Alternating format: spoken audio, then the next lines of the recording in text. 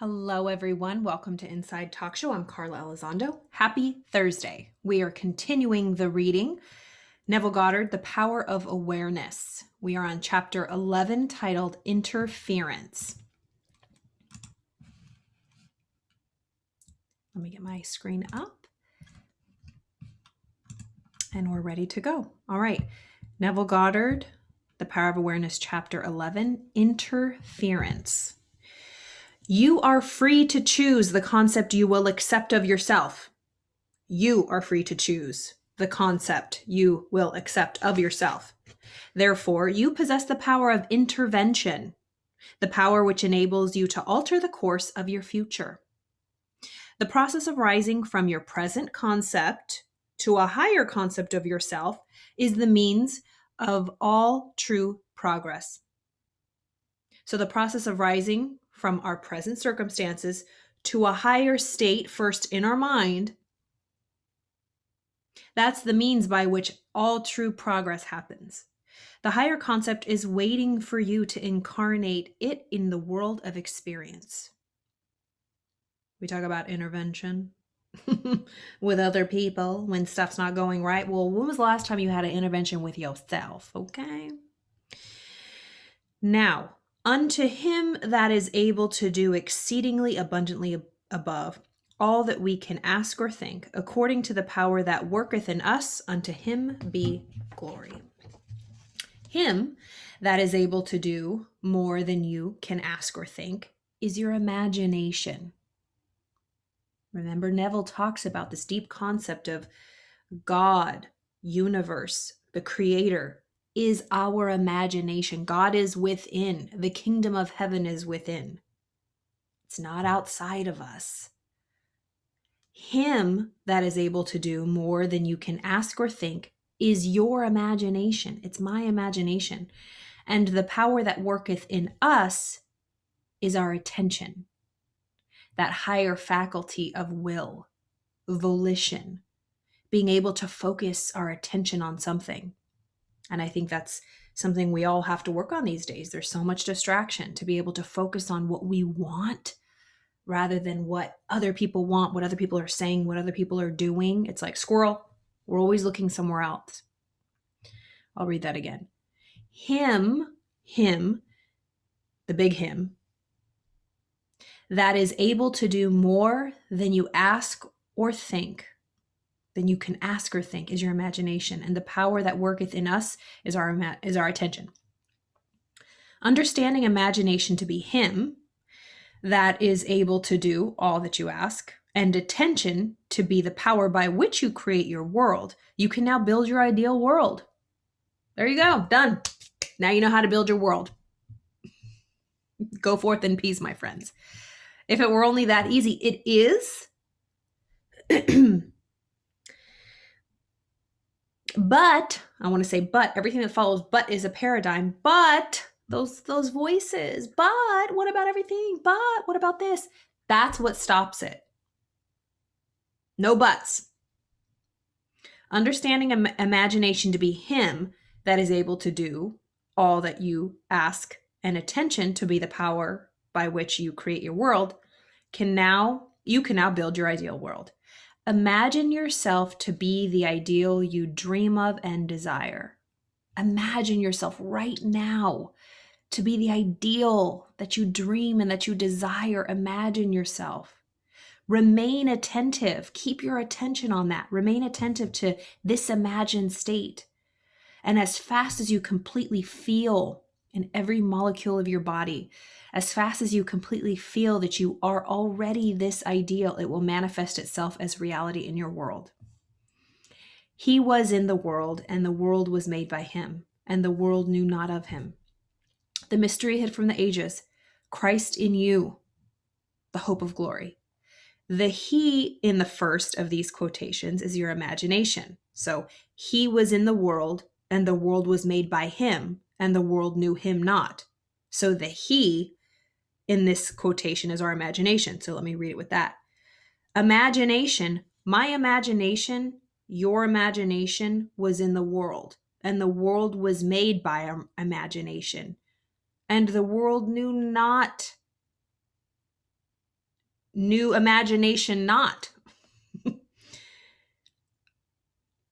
The he in the first quotation is your imagination. As previously explained, there is only one substance. This substance is consciousness.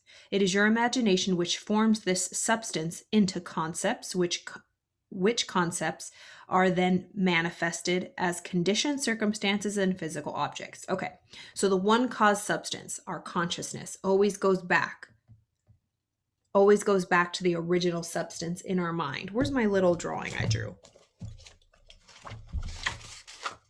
If you know me, you know my world-class drawings. So this is, let me get my screen up here. This is, you see? Look, that little. So consciousness, our first cause, substance, is our thoughts, our mind. There's a little C right there. This is where it all starts. Then negative or positive, these are little positive and negative thoughts, ideas that, remember, we get from our outside world, see, hear, smell, taste, touch. And if we get emotionally involved, we turn that cause substance to negative or positive. We start putting our attention on the world, outer world, negative and positive. So if we look up to the objective world outside of us, here we are inside. But if we focus on outside and we look at these negative bubbles and we're like, I don't like that. This is what I don't want. We try to pop those bubbles. We try to deal with it down here. Is that going to fix the problem? No. We have to go back to the original cause substance. Our thinking, our imagination, our mind, our consciousness, the birth of all things, our subconscious, where our heart, our soul is, the womb of creation. There's so many good metaphors for the conscious mind. This substance is consciousness. It is your imagination which forms the substance into concepts it is your imagination which forms this substance into concepts. So it is our imagination. Okay, here's another way to do it. Okay.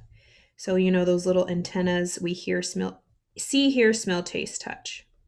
And this is the outer world. Should have put my iPad up in here. Did a whole presentation. Wasn't expecting that. Okay. And I'm using an ink replace thing. Anyways, I couldn't find my pen. Okay. So this is the outside world. It can be environmental programming from things around us, conversations, newscasts, TV shows, music, smells, sights, positive and negative. There's all kinds of stuff around us. Well, it's always going into here. We're seeing it. We're hearing, smelling, tasting, touching. Then it goes into this center. We make of it what we want. So then it's being pushed out here. So it says, where am I? As previously explained, there is only one cause substance. The substance is consciousness. It is your imagination. It is your imagination which forms the substance. We form anything we want out of the information we're given. We can form it, good or bad. So it is your imagination which forms this substance into concepts. We form it, so it starts getting out of us. Which concepts are then manifested as conditions, circumstances, and physical objects in our outside world. Thus, imagination made your world. This made this. Okay. Imagination made your world. Let me go back. I think I saw. Hi, Tio. My Tio Carlos. Okay. So it says, thus imagination made your world. This supreme truth, with but few exceptions, man is not conscious of. Imagination made your world. This supreme truth, with but few exceptions, man is not conscious of. The mystery, Christ in you, referred to in the second quotation, the mystery hid from all ages, Christ in you, the hope of glory, that quotation. So the mystery, Christ in you, referred to in the second quotation is your imagination, right? What is our salvation? in so many books, in Course in Miracles, in the Bible, in Neville Goddard's readings, in the Buddha, the Tao Te Ching, it's all within us.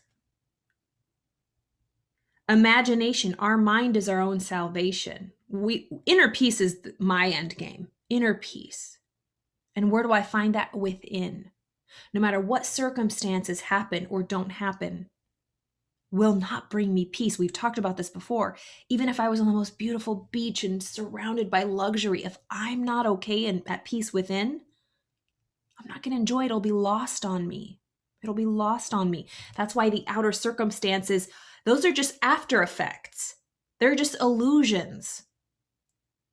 It's illusory. That's just the remnants of what was here. Like we talked about my physical body, you're looking right now. This is just last month's food, last month's choices. This is not who I am right now. Who I am right now is what's going on in here. But you're going to see that in a couple weeks. That's that gestation period. And we have a hard time wrapping our brain because we want an instant world. We see it, it's here, it's now, this is what it is. That's evidence. Everything you're looking at right now in the solid physical world is just evidence of something having been imagined. We've talked about this before. Our cell phone. This is just remnants of imagination of the men and women at Apple, Steve Jobs. This is a physical representation and manifestation of the imagined idea. Now I'm holding it in my hand. And like we said, this has always been around. The iPhone has always been here. It just wasn't formed into the particles and the put together in the way that I can hold it and use it right now. Okay. Thus imagination made your world. This supreme truth, with but few exceptions, man is not conscious of. The mystery, Christ in you, referred to in the second quotation, is your imagination by which your world is molded. The hope of glory is your awareness of the ability to rise perpetually to higher levels. If you're looking for an answer or you're looking for salvation, and I don't mean like salvation like in a religious sense or a dogmatic or structured sense. I meant salvate like you want peace. You want to be saved from the chaos and the anxiety and the depression, or I don't know what you're going through. But if you need help, please close your eyes and go within. That's the hardest work. It is within you. It is your own imagination. That is another word for God, for Lord, for universe, for creator. Imagination. Let's look at Viktor Frankl. Man's Search for Meaning. Anybody who's been in a terrible, children that are raised in abusive households, they escape through their imagination.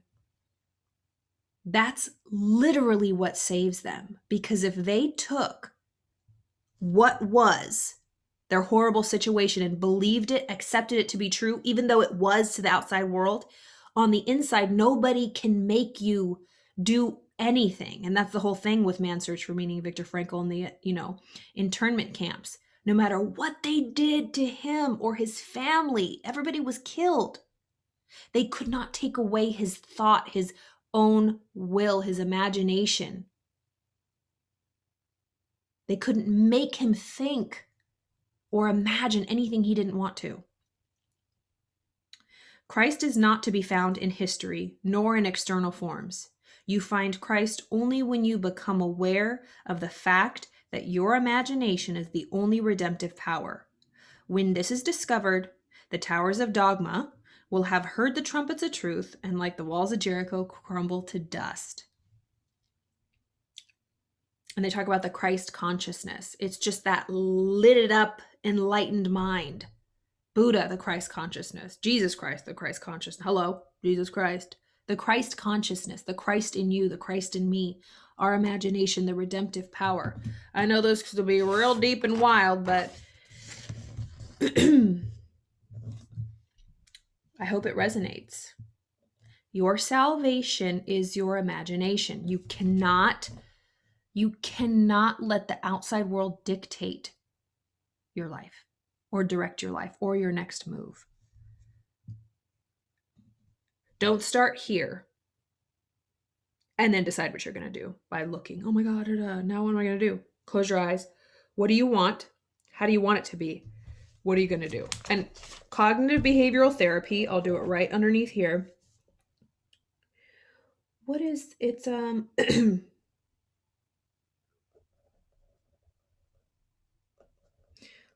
at what we're doing.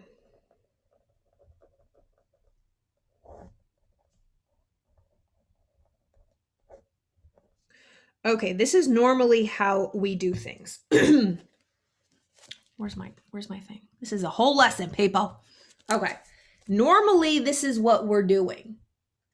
We start with our results. We look at the results, like I just said, the outer world. Then it leads us, obviously, to think, oh my God. We think about what we're looking at. Our thoughts, our emotions. Ooh, girl, you forgot one important.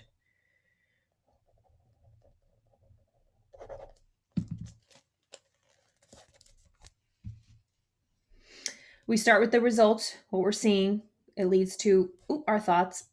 Then we have a emotion about that, clearly. Then that our emotions, energy and motion, energy and motion, leads us to our actions, our habits, our behavior.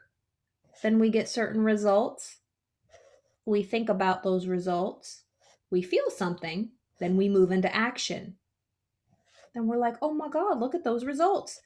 Wow, those are pretty crappy. I feel like doo-doo. I'm going to do something that might not be good for me. Look at the results. Damn, I hate myself. I feel like crap. I want to close down and do nothing. Look at my results. And that's where we keep going. This is how we should be. This is a no. This is no. This is no. What we have to do is start with our thinking.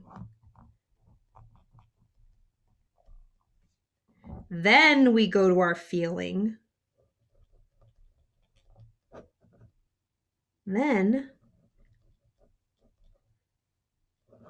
we get results. So if we start here with our thoughts, we're in control of our thoughts. Well, we're in control of the thoughts we choose to get emotionally involved with. I was just saying that this morning. This is important. We can't always control our thoughts. Let's be honest. Sometimes they're intrusive. Sometimes they are just overpowering the thoughts that come in. Just intrusive, repetitive thoughts. It's a pattern. We can't get out of the rut. Okay? Let's just be honest. Sometimes we cannot control the thoughts that come into our head, but we can control if we're going to get emotionally involved with them. If we're going to follow down that rabbit hole, we can stop at any moment, and that's okay. So although we cannot control our thoughts always, we can control our words. What we're saying to ourselves. That's why affirmations and autosuggestion is so, so important. Even if you don't feel it and you don't believe it. By the repetition of words and affirmations and autosuggestion will eventually have an effect on your thoughts. So really the core of all change is words. Through words. Words have power. So back to this. Start with your thoughts, how you want to think, emotionally involved with. Then you'll feel a way, right? If you're thinking something you like, you're going to feel good. Then you're going to act probably good, something you want to do. Then you're going to get results you actually like. Then you're going to think, oh my God, that's amazing. Wow, I feel amazing. Let's do more good. Oh, I feel great. This is amazing. And that's the cycle. This is the one you want right here, not this one. So step one, Start with your thinking. Do not start with what you see outside, because then you'll just keep getting more of that. I hope you enjoyed that. Inside Talk Show. It's an inside job. Inside job. Inside talk show. We are inside talking about the inside. Inside talk show. Inside job. Be still and know. Know thyself and you shall know the universe and all the gods. I hope you enjoyed that. I'm going to start doing more interviews, getting guests on as I did before. I'm really excited about that. And just talking to people that I really enjoy, like-minded, or maybe people that think in a new way that I can gain insight and grow. I think it's important to push my own self, my own beliefs, and expand, always expanding for further awareness and knowledge. Have a wonderful Thursday. I will see you all tomorrow.